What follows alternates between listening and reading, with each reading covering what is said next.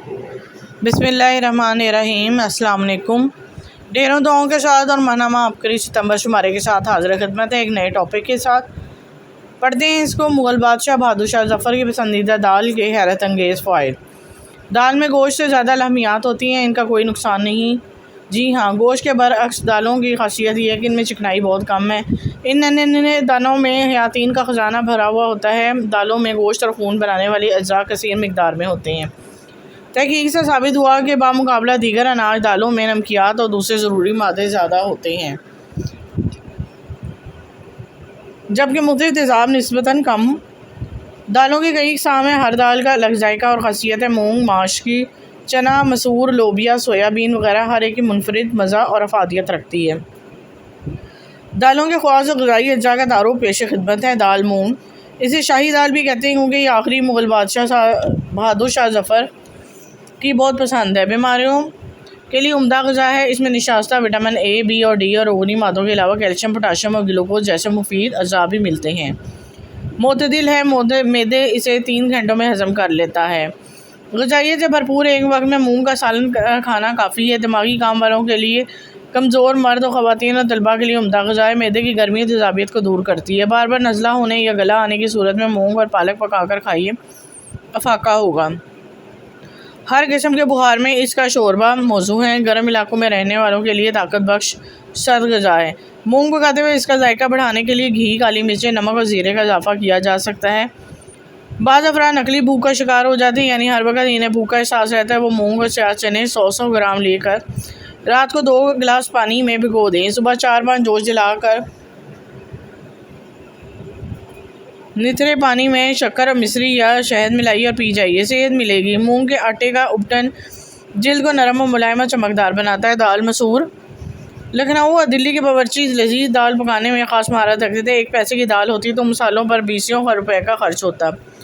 एक रईस ने मसूर की दाल पकवाई तो खाकर इसका जी खुश हो गया। इसने बावर्ची को बुलाकर इनाम दिया। बातों बातों में खर्च दरियाफ़्त किया तो मालूम हुआ कि 1 पैसे की दाल पकाने पर 26 रुपये के मसाला जात पड़े हैं। अब रईस फजूल खर्ची पर आज़ुदा खातिर हुआ। बावर्ची ये देखकर ये मूंग और मसूर की दाल कहता हुआ रुखसत हो गया। शायद यहीं से ये मुहावरा बना है। दाल मसूर को सुल्तानी दाल भी कहा जाता है। ग़िज़ाइयत से भरपूर इस दाल में चिकनाई नहीं होती। ये कारआमद मादियात और हयातीन का मजमुआ है। फास्फोरस और फ़वाइद में दीगर दालों से बढ़कर है। मिजाज गर्म और खुश्क है। सीने में फेफड़े के अमराज और इसका पतला शोरबा बामुफीद है। नक्सीर के मरीज़ों को पतले शोरबे के साथ खुशक दाल चावल बतौर इलाज खिलाए जाते हैं। याद रहे कि मसूर की दाल विटामिन ए की दुश्मन है, इसलिए इसका ज़्यादा इस्तेमाल बसारत में कमज़ोरी का बाइस बनता है। कदरे काबिज़ भी होती है, लिहाजा कब्ज़ और बवासीर के मरीज़ तो इज्तनाब करें तो बेहतर है। दाल माश, ये उरद भी कहलाती है। अज्जाए मुल्हमा में का मकवी मजमुआ है। मजाज गर्म तर है, बादी और देर हज़म है। बलगम पैदा करती है, ताम खून, गोश्त और चर्बी बढ़ाने में काम आती है। दूध पिलाने वाली औरतों के लिए बेहद मुफीद है। कमज़ोर मर्द हज़रात के लिए भी ताकत का ख़जाना है। इसी खीर मर्द औरत दोनों के लिए यकसा मुफीद है। 2 चम्मच माश की दाल आधा लीटर दूध में इतना पकाइए कि खीर बन जाए, फिर चीनी और मिश्री मिलाकर खाइए। खूबियों के साथ शकील और काबिज़ है। मोटापा पैदा करती है। खांसी और दमे में मुज़िर है। अमराज़ जिगर, बदहज़मी, कब्ज़ के मरीज़ भी इज्तनाब करें। हींग, अदरक, सूंठ इसके मुज़िर असरात को कम करते हैं। इसका दाल अरहर, इसका मिजाज गर्म और खुश्क है। जिस्म को ताकत बख्शती है, बलगम दूर करती है। जायके कदरे कसैला सा होता है। खटाई दाल कर पका कर इसे खुश जायका हो जाती है। धनिया और हींग भी इसे लज्जत बढ़ाते हैं। पेशाब आवर होती है। चीचक और मोती झरा यानी कि काकड़ा लाकड़ा और रफ़ा करने में मदद देती है।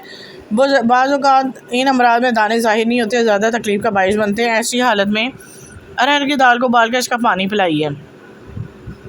आगे है दाल चना। ग़िज़ाइयत के अतबार से नुमायाँ मुकाम रखने वाली दाल मिजाज और तासीर के अतबार से गर्म और खुश्क है। निशास्ते और रोगनियात से मालामाल होने के अलावा पोटाशियम, कैल्शियम, फास्फोरस, आयोडीन की कसीर मिकदार रखती है। 1 पाउंड चने की दाल में आध पाव गोश्त बराबर ग़िज़ाइयत होती है। आध पाव चने की दाल 2 चपातियाँ मुकम्मल ग़िज़ा है, इसलिए अक्सर इज्तिमात वगैरह के मौके पर एहतमाम से पकाई जाती हैं। दिमागी कमज़ोरी दूर करने, नज़ला ज़ुकाम से छुटकारा पाने के लिए दाल चना 2 चम्मच रात को 1 प्याली भिगो दें। सुबह यह मेज़ा 7 अदद बादाम और 3 अदद छोटी इलाचियाँ के साथ मज़ीद 1 प्याली दूध में डालिए। सरदाई की तरफ से रगड़ कर पी लीजिए, यही सरदाई का नक्सीर का भी मौसर इलाज है। चने 2 किस्म के होते हैं, सफ़ेद और स्याह। अफादियत के अतबार से काले चने मुकद्दम है। भुने स्याह चने मुकम्मल ग़िज़ा का दर्जा रखते हैं। मशहूर फातिहा सुल्तान महमूद गज़नवी ने इन्हीं सिपाहियों के लिए उम्दा ग़िज़ा करार दिया था। ये गेहूँ से दूसरे दर्जे पर हैं। इनका हर रूप मसला आटा या बेसन लाजवाब है। चना बदन को ग़िज़ायत ही नहीं देता बल्कि मुतअद्दिद तबी ख़वास भी रखता है। इसका शोरबा ताकत और तवानाई रखता है। 1 प्याली पानी में मुट्ठी भर चने रात को भिगोएं, सुबह पानी पी लें और चने गर्म तवे पर ज़रा सा भून कर खाइए। यूँ जिस्म में खून सालिया जन्म लेता है, तवानाई बढ़ेगी, नेज़ मोटापा कम होगा। बेसन में हल्दी, सरसों का तेल और थोड़ा सा पानी मिलाकर चेहरे और बदन पर मलिए। ना सिर्फ रंगत बेहतर होगी बल्कि चेहरा भी पुरकशिश हो जाएगा।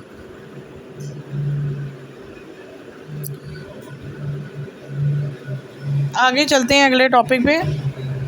अगला टॉपिक है बड़ों का आजमूदा 35 साल पुराना नुस्खा बच्चों को पहलवान बनाने का ख़ानदानी राज। दिल का बेचैन मरीज़ 11 सेकंड में पुरसकून। मोहतरम हज़रत हकीम साहब अस्सलाम वालेकुम। हमें आखिरी साले से बहुत से मसाइल का हल मिला। अल्लाह ताला आपके सारे निज़ाम की हिफाजत फरमाए।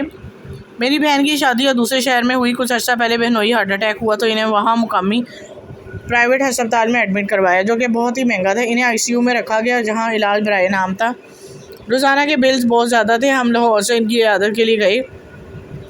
मैंने जाते ही इनके सीने पर दायां हाथ रखकर हज़रत हकीम साहब का बताया हुआ अमल या बाइसु या नूरू पढ़ा तो इन्हें फ़ौरन सुकून मिल गया। रात का टाइम था, इनकी तबीयत भी संभल गया। फिर हम इन्हें लाहौर और कार्डियोलॉजी अस्पताल ले आए।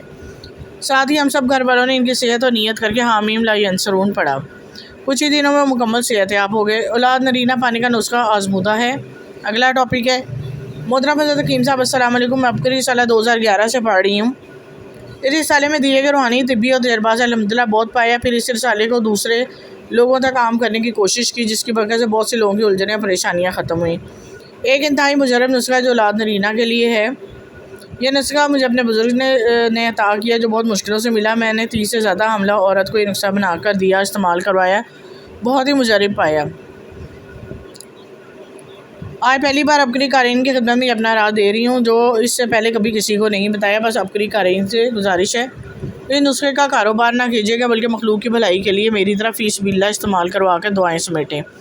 अगर कोई औलाद नरीना की दौलत से महरूम है तो उसे चाहिए कि केफल छोटा और माजू को पीस कर सफ़ूफ बना लें। हामिल हुए 12वां दिन हो तो खाली पेट सुबह 1 चम्मच में पहले हलवा रखें और इसके ऊपर 1 चुटकी सफ़ूफ जो बनाया है वो डाल लें और फिर उसके ऊपर फिर हस्बे ज़रूरत हलवा डालें और इसे हामला औरत को खिला दें। इस बात का ख्याल है कि ये दवा इस हामला औरत पर असर करेगी जिसको अभी हामला हुए 20 दिन से कम हुए हों। अगर 20 दिन के बाद ये दवा इस्तेमाल करेगी तो फ़ायदा ना होगा। मैंने इन नुस्खा बहुत सी ऐसी औरतों को दिया जो औलाद नरीना की नेमत से महरूम थी। इस नुस्खे की बदौलत अल्लाह पाक ने इन्हें औलाद नरीना की नेमत से नवाजा। यहाँ तक कि मेरी बड़ी बहन भी औलाद नरीना की नेमत से महरूम थी। मैंने इन्हें यह नुस्खा इस तरतीब से इस्तेमाल करवाया तो अल्हम्दुलिल्लाह इनको भी अल्लाह ताला ने बेटा दिया। बड़ों का आजमूदा 35 साल पुराना नुस्खा कमज़ोर बीमार बच्चों के पहलवान बनाने का ख़ानदानी राज। मोहतरम हकीम साहब अस्सलाम वालेकुम।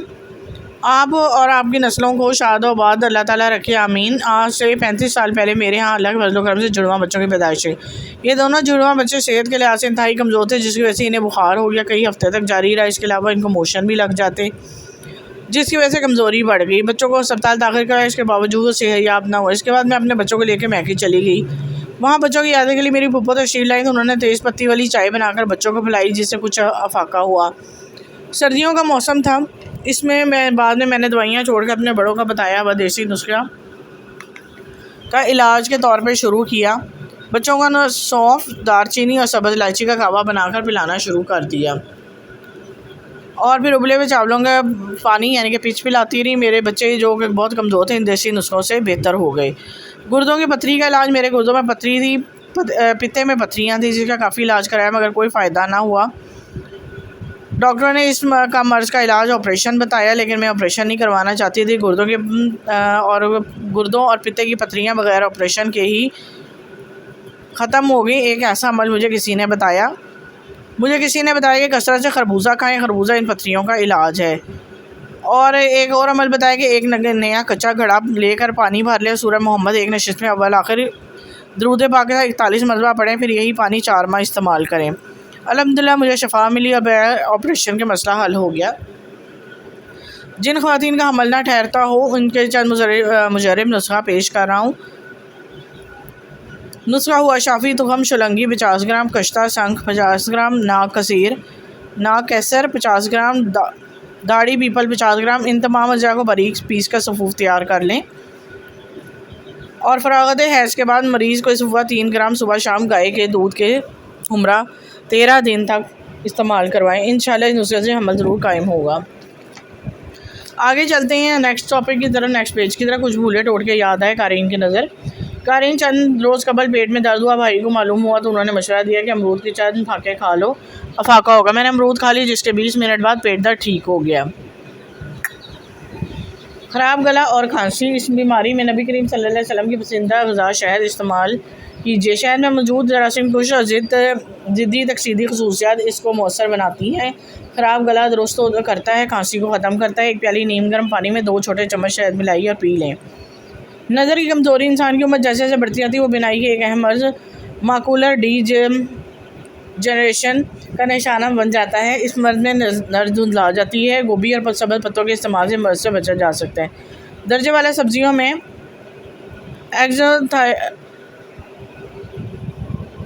एक ऐसा मादा मिलता है, यही वो मादा ना सिर्फ सब्जियों का सब्ज़ रंग अता करता है बल्कि इंसान को माकुलरी जनरेशन से निजात दिलाता है। कमज़ोर और साहब इस हालत में रोज़ाना 1 सेब खाना मुफीद है। याद रखें इसका छिलका मत उतारें क्योंकि सेब में यूरोसिलिक एसिड नामी एसिड पाया जाता है जो हमारे बदन में दोबारा हार्मोन्स इंसुलिन और इंसुलिन नुमा करता है फैक्टरॉन पैदा करता है। क़ुव्वत इर्तिकाज़ की कमी, इंसान में कोलिन की कमी के बाद क़ुव्वत इर्तिकाज़ कम हो जाती है। ग़िज़ाई अंसर दिमाग को इस सलाहियत की तक़वियत देता है।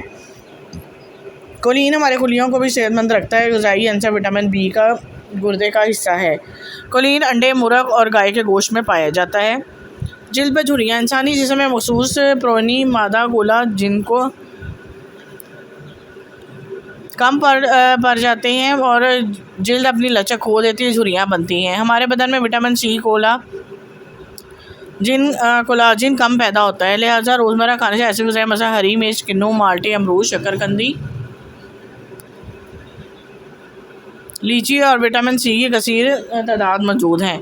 फूली हुई आँखें, कई मर्दों जन की आँखें नीचे से जल्द फूल जाती है, स्याह हल्के बन जाते हैं। इनका छुटकारा आसानी से पाया जाता है। चंद माह सब्ज़ चाय पिए और सब्ज़ चाय पीने से पूरे जिस्म में गैर ज़रूरी पिलाहट जाती रहती है। नींद की कमी, माहिरीन के मुताबिक जो लोग नींद की कमी का शिकार हैं वो कीवी का फल इस्तेमाल करें। सीने में जलन, खाना खाने के बाद 1000 बार ख़वातीन के हज़रात में सीने में और मैदे में जलन होती है। इससे बचने के लिए एक इलाज रेशे वाली फ़ाइबर ग़िज़ाएँ होती हैं, उनको ज़्यादा इस्तेमाल किया जाए। मसलन जैसे कि रेशे भरपूर ग़िज़ाएँ, साबुत अनाज, फलियाँ, बेरियाँ, मटर, चना, अलसी के बीज, नाशपाती। डिप्रेशन, ये बीमारी इंसान को इस वक्त लाक होती है जब इस जिस्म में एक कुल्लियाती मादे सेरोटोनिन की भी कमी वाक़या होती है। और कार्बोहाइड्रेट के अच्छे ग्रुप की ग़िज़ाएँ शामिल करें अपने खाने में। इन ग़िज़ाओं में आलू, गंदली, साबुत चावल शामिल करें।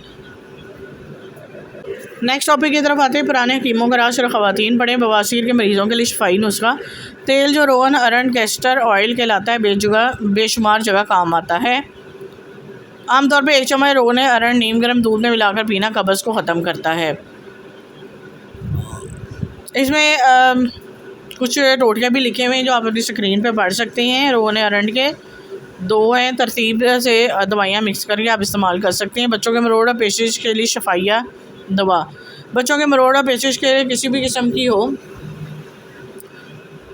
अफाका ना होता हो किसी दवाई से तो 1 माह के बच्चे को 10 कतरे और बड़े बच्चों को हस्बे उम्र रोने अरंड माँ के दूध के साथ पिला दें। इंशाल्लाह पेचिश बंद हो जाएंगे, यानी कि मोशन। जिल्द जल जाए या छाला बन जाए तो ये तेल लगाएं। हुआ शाफ़ी कोई भी जहरीली चीज़ जलनदार दवा जो ग़िज़ा के नाली को जलाती मैदे में चली जाए फ़ौरन हस्बे उम्र रोने अरंड पिला दें, फाका होगा। अगर कहीं से आग की वजह से बदन जल गया हो तो रोने अरंड जली हुई जगह पर लगा दें, छाले पड़ने से बदन महफूज रहेगा। गिरते और टूटे बालों का हकीकी इलाज। हुआ शाफ़ी रोने अरंड 100 ग्राम, रोने गिरी कोकोनट और रोने जैतून 300 ग्राम मिलाकर महफूज कर लें और इन्हें रोज़ाना सोते वक्त सर पर मालिश करें, सुबह धो लें। गिरते झड़ते टूटते बालों के लिए हकीकी इलाज है, बालों को लंबा और घना और स्याह करता है। पुराने हकीमों का राज सिर्फ ख़वातीन पढ़ें। आखिर में एक ना जो पुराने इतबा अपने मतलब में इस्तेमाल करते हैं तहरीर कर रहा हूँ। बाद फ़रागत अयाम, जिसमें रोज़े गुसल करके सुबह सवेरे नहार मुँह एक दाना मगज़ अरंड निकल कर पानी पीकर 15 रोज़ खावन से परहेज़ करे, पूरे 1 साल तक अमल नहीं होगा। हुसन अफ़ज़ा रोगन अरंड के दरख्त से निकला हुआ गिरी अरंड से जिससे रोगन निकलता है, इसे बेशुमार कॉस्मेटिक अशिया अद्विया में इस्तेमाल किया जाता है। ईरान सबसे बड़ा इसका ख़रीद कुनंदा है, मसनूआत की तैयारी में इस्तेमाल करने वाला मुल्क है। आगे बंदिशें ख़त्म, दिली मुरादें बाहर आईं, अर्तुगल के मुर्शिद का अनोखा अमल। रूहानी पैकेज नंबर है, ये अबकरी वालों की तरफ से पैगाम दिए गए हैं जो वहाँ पे करवाए जाते हैं, जो है रूहानी पैकेज हैं, यानी कि खुशबूदार रूहानी फवार का इस्तेमाल होता है वहाँ पे दम के दौरान। और जादू शिकन माचिस है, हिज़्बुल बहर के चिल्ले का दमशुदा पानी है, और नूरानी अमलशुदा आटा चावल चीनी है, और बेऔलादी पोशीदा अमराज के लिए 16 अदद छुआरे हैं। और 7वें पैकेज में है चार रंगी बदनी तवीज़ है। इसमें आज़म के दम में आने वाले उनके लिए तमाम खुशखबरियाँ बताई गई हैं, जो यहाँ पे आकर दम करवाना चाहें, जो उन्होंने डेट मुख्तस की होती है उस दौरान आके आप दम करवा सकते हैं और ये सारी चीज़ें लेके जा सकते हैं। अगला टॉपिक है दुआएं फ़ौरन कबूल, गारंटी शुदा रूहानी नुस्खा। आज वो बहुत खुश चेहरे पे इत्मीनान है, जिस्मानी और रूहानी पुरसकून है। मेरे सामने चेहरा महक रहा है, हालांकि सिर्फ 2 दिन पहले इसकी हवाइयाँ उड़ी थी, बात करते इसकी आँखें छलक जाती थी, चेहरा मुरझाया हुआ था। कितनी मज़ाहिया बात इसके सामने हो जाती, सर ना उठाता, ना ही इसके होंठ पर मुस्कुराहट होती, ना ही मुँह से कोई लफ्ज़ निकलता, बिल्कुल खामोश हो चुका था। घर जाके भी सिर्फ खामोशी थी, घर वाले अलग परेशान थे। मेरे एक इंतहाई करीबी दोस्त एक प्राइवेट फर्म में काम करते, सिर्फ काम से काम रखने वाले, सारा दिन अपने काम में मसरूफ़ रहते हैं, मगर कुछ दिनों बाद दफ्तरी मामलात इसके मुखालिफ हो गए। इसने अपनी नौकरी जाती हुई नज़र आ रही थी। पूरे घर का वाहिद कफील था, साल अच्छी भली लगी रोज़ी भी जब जाती नज़र आई तो बड़े से बड़ों की नज़रों के सामने अपने बच्चे और घर आ जाता। अब क्या बनेगा? माशरे में बेरोज़गारी पहली है रोज़ पे, घर का दाल दलिया कैसे चलेगा, बिजली गैस पानी बिल, मोटरसाइकिल का खर्च, राशन, बच्चों की फ़ीसें, गर्ज तमाम अखराजात, इनका तमाम ज़रिया हाथ से निकल रहा था। तो आप इस शख्स की कैफियत जो मैंने ऊपर बयान की है वो किसी भी शख्स के साथ हो सकती है। खैर ये मुझे मिलते रहे, मैं इन्हें हौसला देता रहा।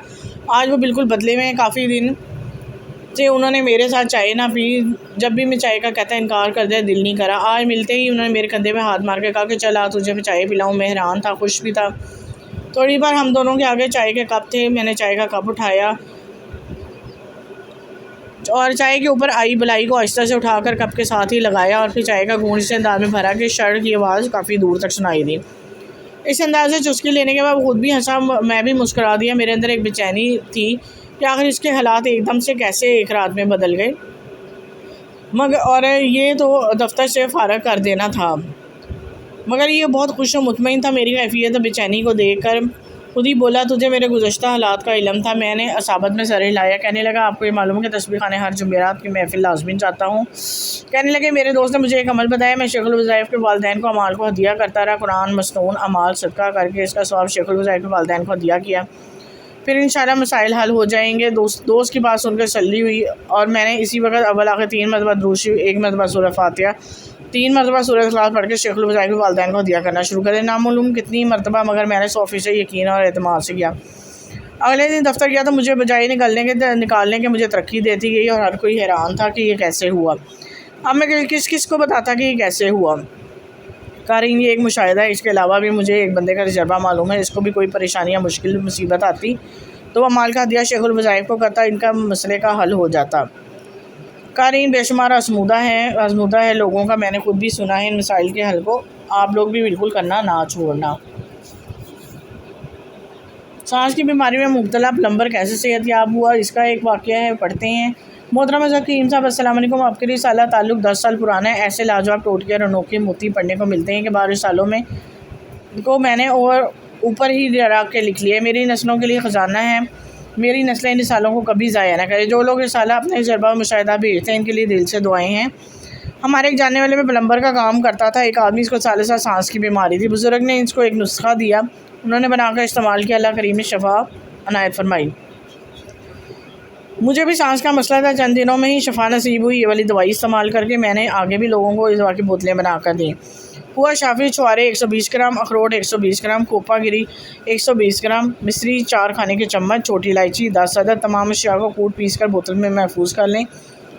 1 चम्मच चाय वाला रोज़ाना सुबह दूध पत्ती या चाय का उमरा इस्तेमाल करें। इसका मज़ीद एक और फ़ायदा अर्ज़ करता चलूँ, इसके खाने के बाद साबी कमज़ोरी, पट्टों का खिंचाव ख़त्म होता है, जिस समय जान आती है दिमागी कमज़ोरी दूर होती है। इसके नुस्खे की एक और ख़ासियत है कि मैदे में भारीपन नहीं करता। आगे चलते हैं नेक्स्ट टॉपिक के साथ, जो ख़ास टॉपिक होता है अफ्रीका का जिन्नात का पैदाइशी दोस्त, जो सिलसिलावार चल रहा है। कुछ यूँ है, जिन्नात की अजीब खसलत। जिन्नात की एक बड़ी अजीब खसलत है कि जिन लोगों का ना पता है ना समझ है, शायद चंद लोगों को हों, कि वो ये कि वो एहसान करने वालों को कभी नहीं भूलते। धोखा देने, नुकसान करने और परेशान करने वालों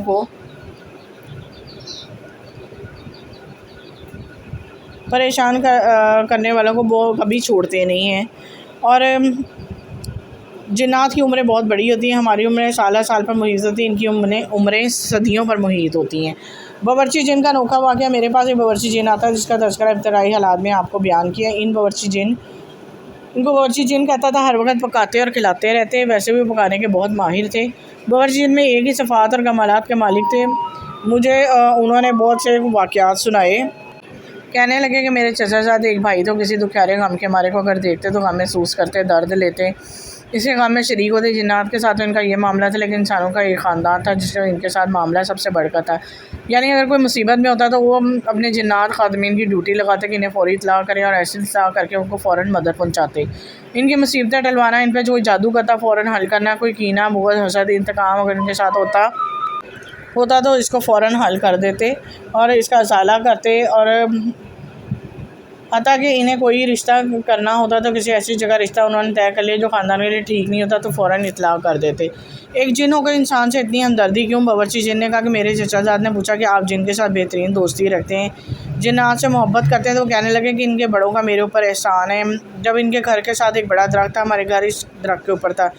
इस इंसान को एहसास हुआ कि यहाँ यानी बड़े दरख्त पर जिन्नात रहते हैं, तो इसने हमें खाने पीने की चीज़ें दरख्त के साथ रखनी, दूध घी रखनी, फल रखने, खुशबू रखनी, हमने वो इस्तेमाल करनी, जो बचा होता वो बाकी जानवरों को डाल देते और वहाँ आकर खड़े होकर हमें सलाम करते, हालांकि हम इनको नज़र नहीं आते थे।